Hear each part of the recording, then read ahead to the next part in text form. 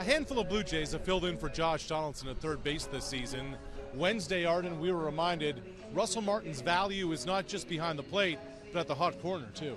How many teams, Arash, have a catcher that can fill in at third base, Yeah. especially a day like today when John Gibbons really wanted to get Josh Donaldson a day off. He's been pressing lately. So John Gibbons has this luxury of Russell Martin, who he can throw out there at third. He plays a capable third base. He says that if he worked at it more, he could actually be a really good infielder if he wasn't catching so much. And then at the plate, you keep his bat in the lineup, hits a really big home run, and then even bigger that walk against Dylan Betances. You know, in and of that, when the umpire really didn't do him too many favors, at a point that Betances probably didn't know where the ball was going at all, Russell Martin hung in there and put up some pretty big runs for this team today. Yeah, he scored the winning run there. Afterwards, he reminded us where his bread's buttered, sat down with Miguel Montero, who caught Marco Estrada.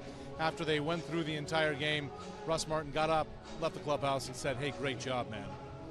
Marco Estrada, it started that way for him. Faced the minimum through 3 innings, and then he started to hit a roadblock. Afterwards, Estrada telling us mentally he's dealing with some things. Yeah, you know, it's been going on basically since the beginning of June with Marco Estrada, where he's just overthinking on the mound, and he admits he's in his own head and he's pressing. He says he's really looking forward to the All-Star break to just kind of step back and get his thought process sorted out. You know, pitching coach Pete Walker was telling us he's identified some mechanical things with Marco Estrada that he's been working on. You know, it has to concern his direction to the plate and the tempo of his delivery. And Marco said after the game, you know, I noticed I was taking positive steps when I was out there, and I was reminding myself of these things, and good things were happening. But I think he just needs to take a step away from the game right now, just relax, enjoy his break, enjoy his family, and come back with a better frame of mind, because we are so used to Marco Estrada being mentally strong on the mound, throwing whatever the catcher puts down, being able to shake off poor results. He needs to get back to being that guy. Estrada told us, hey, maybe I'm pressing.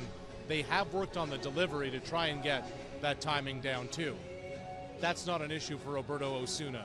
Yet again, lights out, and ultimately faces Aaron Judge with the game on the line in a one-run game. And he's challenging him with fastballs. You know, this is one of the best hitters in baseball right now. You know, we saw what he can do to mislocated pitches earlier in the game. Marco Estrada left a fastball up, and he absolutely obliterated it. So this is not a hitter you want to mess around with. You have to be really careful and really fine, especially in a situation like that where you can win the ball game with one swing of the bat. But Roberto Osuna has been one of the best closers in baseball, basically ever since, you know, the month turned from April to May. He obviously had his difficulties with anxiety recently, but it really hasn't bothered him on the mound. You know, he's been as automatic as anything. That's 20 saves in a row now that he's converted, and he's shown really no signs of slowing down. He's been elite.